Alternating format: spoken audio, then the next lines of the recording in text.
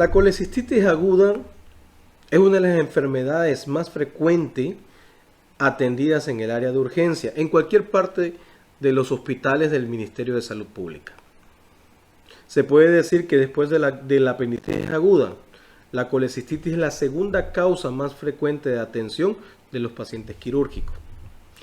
La colecistectomía laparoscópica es uno de los procedimientos más frecuentemente realizados por los cirujanos, ya sea en las cirugías de urgencia o en las cirugías electivas.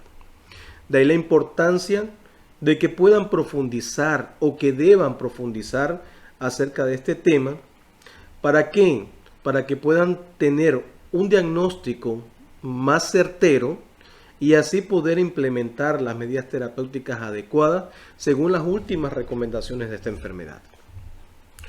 Hoy, con esta presentación, he tratado de abordar los aspectos más importantes. Hablaremos fundamentalmente acerca de ciertas generalidades de la enfermedad. Trataremos las diferentes clasificaciones más usualmente utilizadas. Abordaremos el enfoque diagnóstico según las recomendaciones de la Guía de Tokio del 2018 y su tratamiento, fundamentalmente sobre qué tipo de procedimientos o qué tipo de tratamiento se debería realizar según los criterios de severidad de esta enfermedad. En cuanto a las generalidades, siempre es importante definirla, ¿no? Y hablamos de colecistitis aguda a todo proceso inflamatorio agudo de la vesícula biliar. Recuerden que la vesícula biliar no es nada más que un órgano que se encuentra localizado en la parte inferior del hígado y que este fundamentalmente se encarga de almacenar la bilis que es producida por este órgano, o sea, por el hígado, y que se requiere fundamentalmente a la hora de la absorción de las grasas ingeridas por el hombre. En cuanto a la epidemiología de esta enfermedad, podemos decir que la colecistitis aguda es la complicación más frecuente de la colelitiasis sintomática. Se presenta generalmente en alrededor de un 15 a un 20% de las personas que la padecen. Es más frecuente en el sexo femenino, se ve en una proporción de 2:1, y la causa más frecuente que la ocasiona generalmente es la causa litiásica o también conocida como calculosa. En cuanto a la fisiopatología, el origen fundamental del inicio de esta enfermedad es debido a una obstrucción al vaciamiento biliar. Generalmente, como dijimos, por un lito que se enclava a nivel del conducto cístico o del bacinete. En dependencia del tiempo al cual se determine la resolución del proceso, esta colecistitis puede ir avanzando, ¿no? Puede ir desde una colecistitis edematosa hasta terminar a una colecistitis gangrenosa, perforación e incluso hasta una peritonitis o un plastrón vesicular. Así podemos ver cómo ese cálculo, como está puesto en este diagrama, cómo ese cálculo se impacta a nivel del conducto cístico o a nivel del infundíbulo o bacinete. Este impide el adecuado vaciamiento de esta glándula, lo que produce una acumulación de sus secreciones, ¿no? Lo produciendo a su vez un aumento de esa presión intraluminal, lo que ocasiona fundamentalmente un colapso de los vasos linfáticos y por ende va a generar un edema o engrosamiento de su pared, siendo así uno de los primeros signos imagenológicos para el diagnóstico de una colecistitis aguda, donde se dice que un edema o un grosor mayor de 3 milímetros es un signo típico de colecistitis aguda. De igual forma, este acúmulo de secreciones hace que el órgano aumente de tamaño, tanto en su diámetro como en su sentido longitudinal. Recuerde que generalmente el tamaño de la vesícula biliar puede variar de una persona a otra. Se estima que la longitud normal de la vesícula es entre 7 a 10 centímetros y el diámetro generalmente bordea menor de 4 centímetros. Tamaños, o sea, medidas mayores a esta son signos típicos también de una colecistitis aguda, teniendo en cuenta, como les dije, que estos tamaños generalmente deben ser individualizados, ya que existen personas que tienen vesículas de mayor tamaño e incluso pendulares que pueden sobrepasar el tamaño general, o sea, el tamaño que generalmente la literatura lo refleja, ¿no? Ahora, si el proceso se mantiene y esta obstrucción persiste, el aumento de la presión intraluminal va a generar ya cambios a nivel vasculares. Primeramente se van a obstruir los vasos venosos hasta terminar en la obstrucción de los vasos arteriales. Por ende, va a generar isquemia de los tejidos por parche. Se dice que la parte que con mayor frecuencia se isquemiza y necrosa es a nivel del fondo. Pero pueden haber parches isquémicos por cualquier parte de la pared. Esto generaría entonces una colecistitis gangrenosa o necrótica, la cual se ve fundamentalmente más frecuente en los pacientes diabéticos. Si por algún motivo el proceso no se resuelve a ese nivel, pudiera generar ya una perforación de esta vesícula, ocasionando dos situaciones. Una perforación libre que provocaría derramamiento del contenido biliar a la cavidad peritoneal, el cual provocaría una inflamación del peritoneo, lo que conocemos con el nombre de peritonitis, que inicialmente es química y posteriormente es bacteriana. Pero también puede ocurrir que sobre esa perforación ocurra un tabicamiento con los órganos de defensa intraabdominales, ya sea porque el epiplon migra sobre esa zona inflamatoria y bloquea todo ese proceso inflamatorio y tabica la perforación, o produciendo lo que se conoce como plastrón vesicular. Sin embargo, sobre esa zona pueden formarse abscesos o colecciones purulentas y generar un proceso infeccioso, llevar al paciente a una sepsis o un choque séptico que requiera de un tratamiento quirúrgico urgente. En caso de no poder, se estiman otros procedimientos que posteriormente vamos a ver, ¿sí? Y cuáles serían los más recomendados. Y así podemos darnos cuenta cómo va evolucionando la enfermedad, cómo van apareciendo los diferentes tipos de complicaciones de la enfermedad. Recordar que inicialmente la bilis es aséptica, sin embargo esa obstrucción produce o ocasiona que se empiecen a aparecer gérmenes. Los gérmenes más frecuentemente asociados de la colecistitis aguda son los gérmenes gram negativos, fundamentalmente las enterobacterias. De ella la E. coli es la más frecuente, la cual puede estar sola o puede estar asociada a otras enterobacterias como son la Klebsiella, entre otras. Los gérmenes gram positivos se observan en menos del 25% generalmente, según la revisión de la literatura. Otra de las cosas que hablaremos el día de hoy son las clasificaciones. Una de las maneras de clasificar la colecistitis aguda es teniendo en cuenta la etiología, y así podemos hacer dos grandes grupos: la colecistitis aguda litiásica y la colecistitis aguda alitiásica. El día de hoy hablaremos fundamentalmente de la colecistitis aguda litiásica, la cual es la más frecuente. Sin embargo, siempre es importante abordar también la colecistitis aguda alitiásica, la que se observa fundamentalmente en pacientes críticos, en pacientes con procesos infecciosos sistémicos, en pacientes inmunodeprimidos, entre otros. Otra de las maneras de clasificar a la colecistitis, y que es muy importante tener en cuenta a la hora de el manejo terapéutico, es la clasificación según su severidad. Según las recomendaciones de la Guía de Tokio del 2018, la colecistitis aguda se puede clasificar en leve, moderada y severa, o es lo mismo decir grado 1, grado 2, grado 3. Cuando hablamos de una colecistitis leve, generalmente es cuando no cumple ni los criterios de grado 2 ni de grado 3.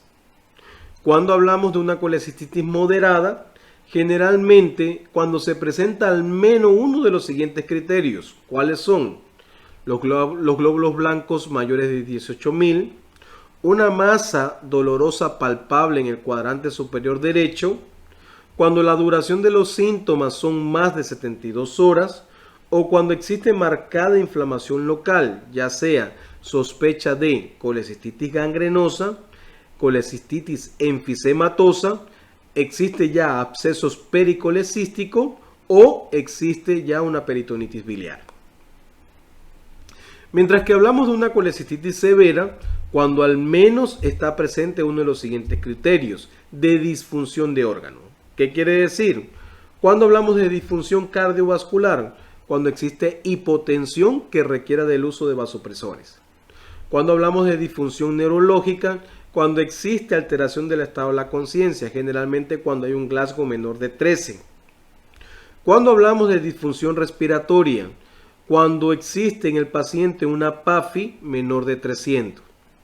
Cuando hablamos de disfunción renal, cuando haya oliguria o una creatinina sérica mayor de 2 miligramos por decilitro.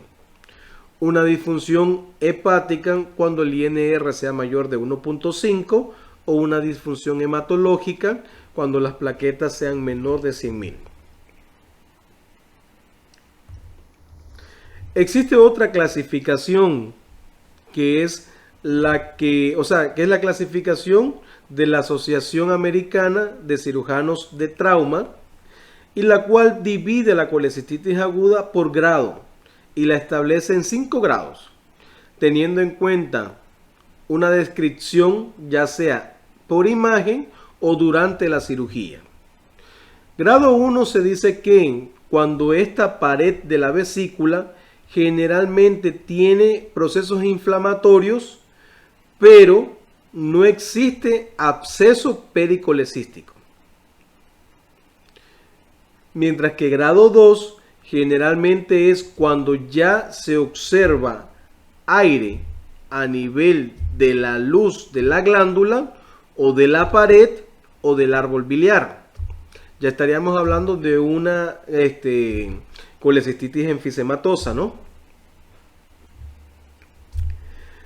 Grado 3 generalmente cuando ya existe colecciones purulentas fuera del órgano, pero que estas colecciones generalmente están limitadas a nivel del cuadrante superior derecho. Grado 4 es cuando existe abscesos en el cuadrante superior derecho, pero también pueden haber fístulas bilioentéricas o ya se puede presentar un hilio biliar. Y grado 5 generalmente cuando el paciente tiene una peritonitis biliar generalizada.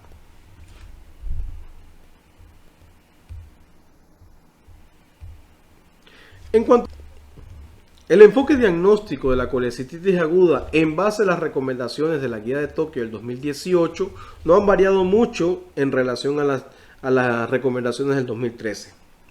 Se sigue recomendando que debe ser en base a los signos inflamatorios, ya sean estos locales o sistémicos.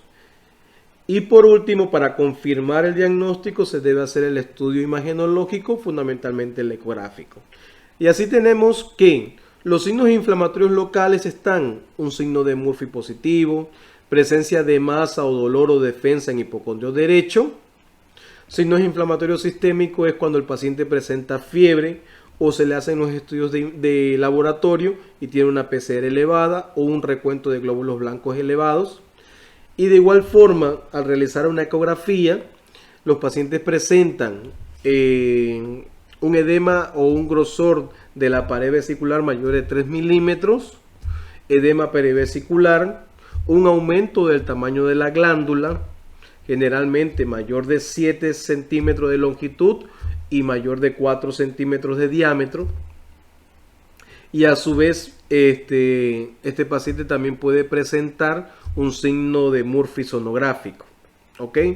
Con estos criterios podemos establecer un diagnóstico de sospecha cuando un paciente presenta al menos un criterio de A más un criterio de B. y podemos confirmar el diagnóstico cuando el paciente presenta al menos un criterio de A, un criterio de B, más un criterio de C.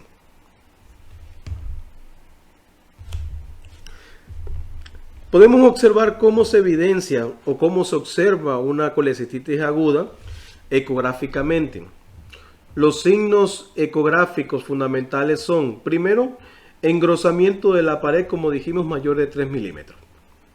Se observa también edema perivesicular. Quizás al momento de poner el transductor a nivel de hipocondrio derecho, se evidencia el signo de Murphy positivo, sonográfico positivo. Y lo otro es que a través de la ecografía podemos ver la causa.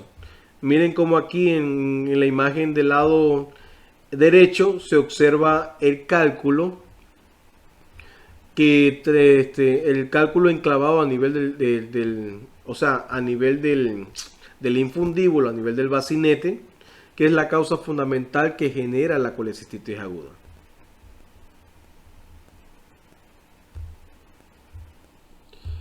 Y a la hora de establecer el tratamiento, siempre es importante tener las siguientes premisas. Ante la sospecha de una colecistitis aguda, o sea, el paciente tiene tanto un criterio A como un criterio B, pero al realizarle una ecografía no se evidencian todavía signos inflamatorios ecográficos, se recomienda que al persistir estos signos es importante que el paciente sea reevaluado a las 6 o a las 12 horas para poder establecer ya un diagnóstico definitivo.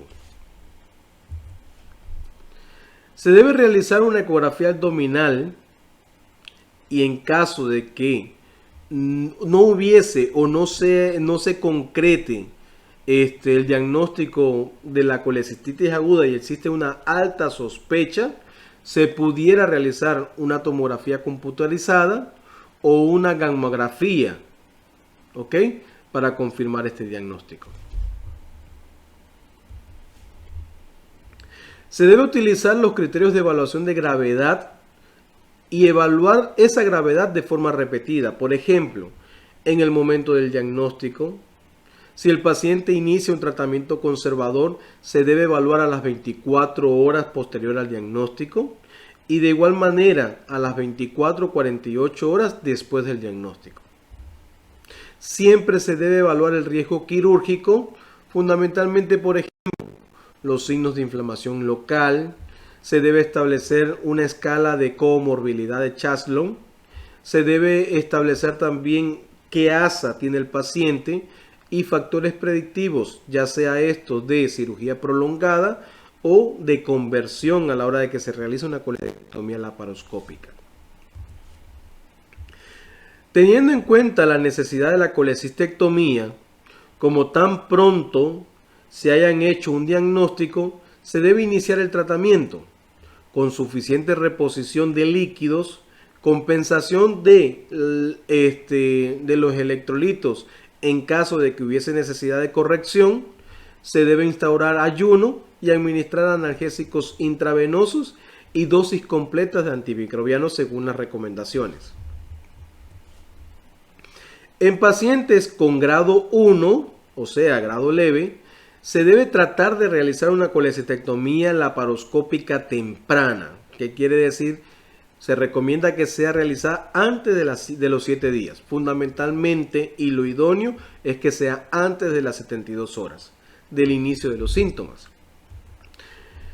Si se selecciona tratamiento conservador, o sea, en ese momento no se inicia el tratamiento quirúrgico por cualquiera de que sean las causas, en un paciente con grado 1 y no se observa en respuesta al tratamiento inicial a las 24 horas, se debe reconsiderar realizar una colecistectomía laparoscópica temprana.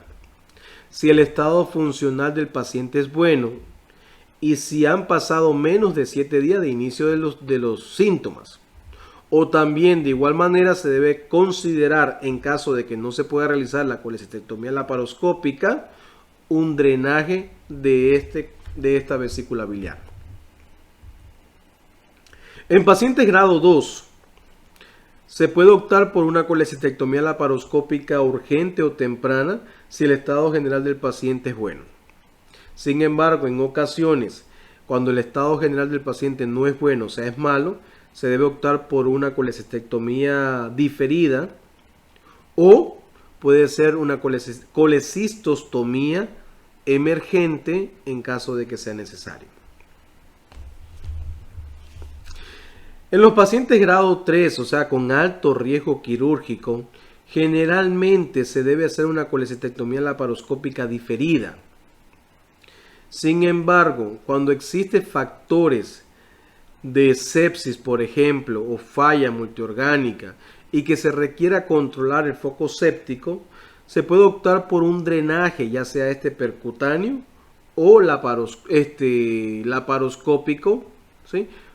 Laparoscópico, que consiste en la colecistostomía, o sea, abrir la vesícula, retirar el cálculo, los cálculos que estén obstruyendo, para posteriormente, de manera diferida, realizar esta colecistectomía. Siempre se debe realizar cultivo de sangre o cultivo de bilis o ambos en aquellos pacientes con colecistitis aguda grado 2 o grado 3. Se debe considerar transferir al paciente a casas de salud con mayor complejidad en caso de que requiera una colecistectomía laparoscópica urgente o emergente, drenaje biliar, o si las unidades de cuidados intensivos no estuvieran disponibles en nuestro centro de salud. Es importante establecer la condición de nuestros pacientes y se debe establecer siempre, tratar de ver fundamentalmente dos escalas. Tenemos la escala de índice de comorbilidad de Chaslon y tenemos la escala de ASA de la Sociedad Americana de Anestesiología. Cuando el paciente tiene un índice de comorbilidad de Chaslon menor o igual a 5 y tiene un ASA menor o igual a 2, lo ideal es realizar una colecistectomía temprana. Sin embargo, cuando estos pacientes tienen un índice de comorbilidad de Chaslon mayor o igual a 6 o un ASA mayor o igual a 3, generalmente se debe tratar de realizar una colecistectomía diferida. Aquí podemos ver cómo se debe establecer estos índices y según el puntaje, y tenemos que el paciente tendrá un puntaje de 1 en aquellos que tenga un infarto del miocardio, una insuficiencia cardíaca congestiva, una enfermedad cerebrovascular, demencia, enfermedad pulmonar crónica, enfermedades del tejido conectivo, enfermedad por úlcera péptica, hepatitis leve, diabetes mellitus no complicada.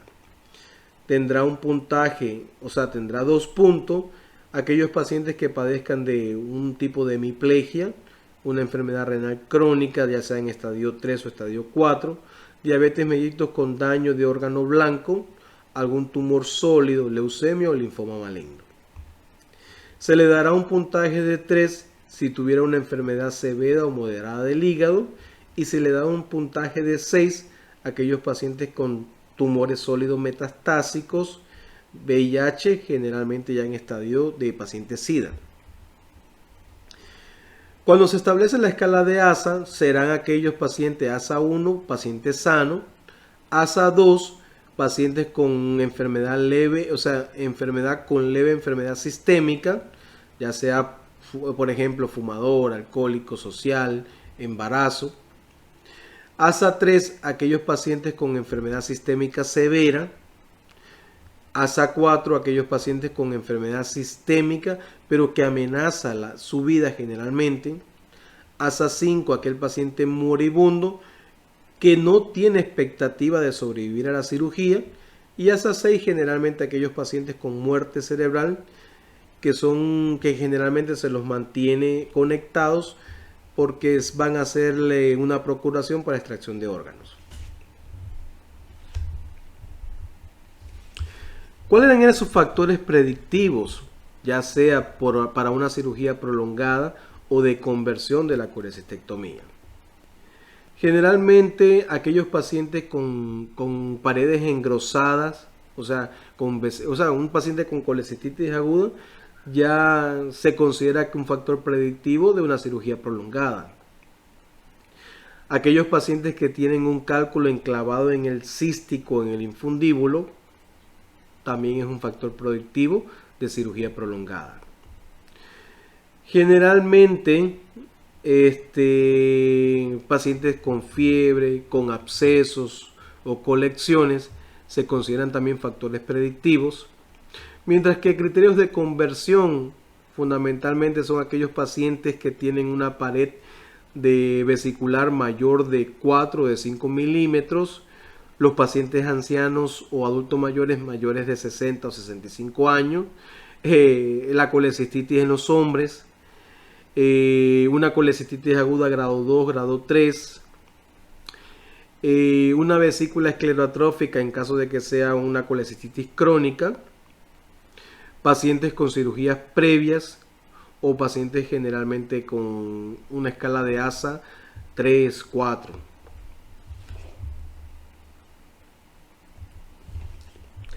Aquí les presento un algoritmo para el manejo fundamental de la colecistitis aguda.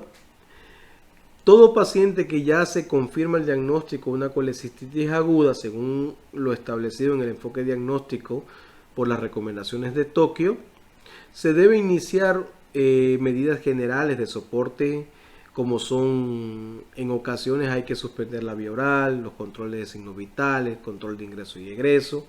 Se debe tratar de corregir los desequilibrios hídricos y dejar una solución de mantenimiento, y se debe instaurar una analgesia adecuada. Recordar que los antiinflamatorios no esteroideos son uno de los analgésicos de primera línea, y en dependencia de la tolerancia o la necesidad de ir aumentando el nivel, podemos utilizar otro tipo de analgésicos.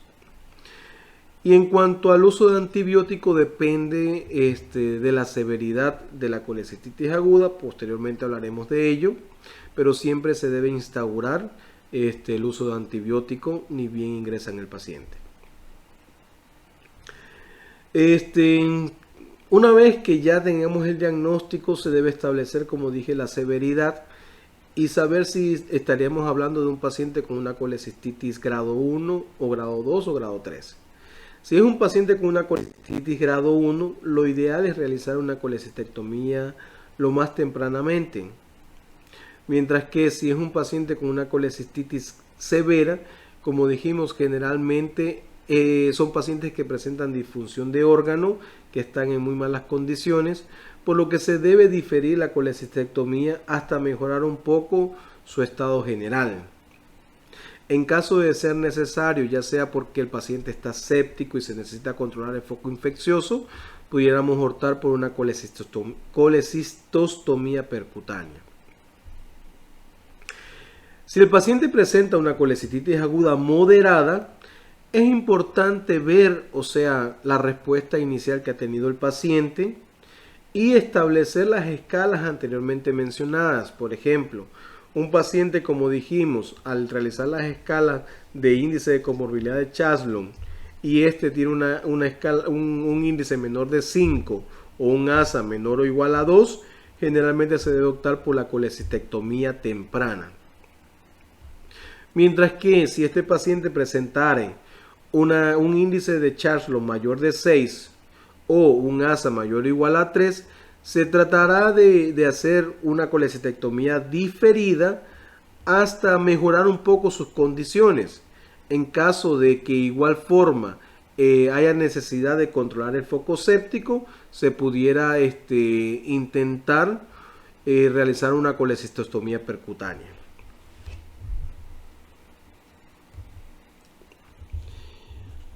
En cuanto a las recomendaciones antibióticas, aquí ha variado un poco.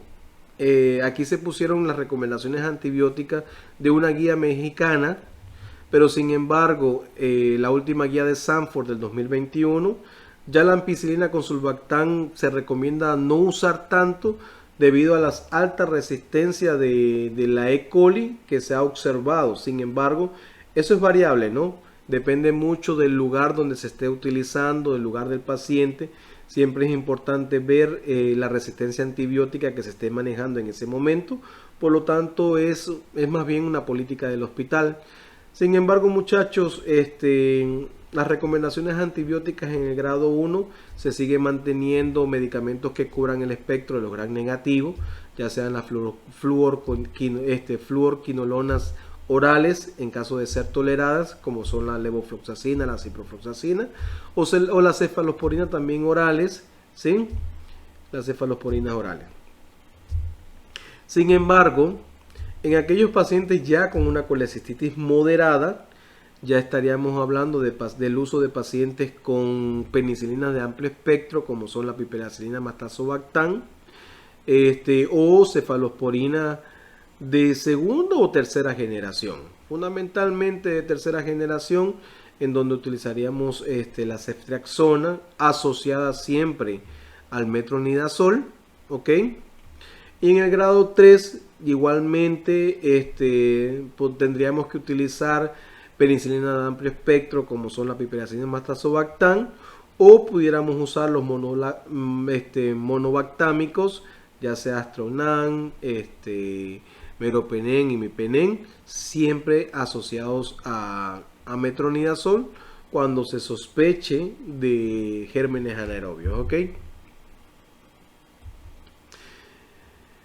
De esta forma podemos darnos cuenta que el tratamiento gold estándar de la colecistitis aguda litiásica es la colecistectomía laparoscópica, pero depende mucho de la severidad del paciente y depende también del estado general del paciente. De ahí la importancia de que siempre se saquen las escalas, ya sea el índice de Charlson o la escala de ASA, y de ello dependerá la actitud que tomemos, quirúrgica o médico expectante. De esta manera, muchachos, terminamos de colecistitis aguda. Como les dije, es mucho lo que tenemos que hablar. Sin embargo, los aspectos más importantes han sido abordados en este video. Les recomiendo leerse las últimas actualizaciones de la colecistitis aguda, ver las complicaciones y los cambios clínicos que pueda tener los pacientes. Recuerden que los pacientes diabéticos con frecuencia, una de las complicaciones más frecuentes que tienen es la colecistitis gangrenosa, y lo ideal es tratar de operar lo más pronto posible a estos pacientes para evitar futuras complicaciones y que pueda llevar al traste con la vida de él. Sin más que decir, muchachos, me despido. Espero vernos pronto. Vuelvo a decir, traten de suscribirse a aquellos que no se han suscrito y darle like también al video para que así me puedan apoyar y me permita subir más videos, ¿ok? Bueno, nos despedimos. Chao, chao.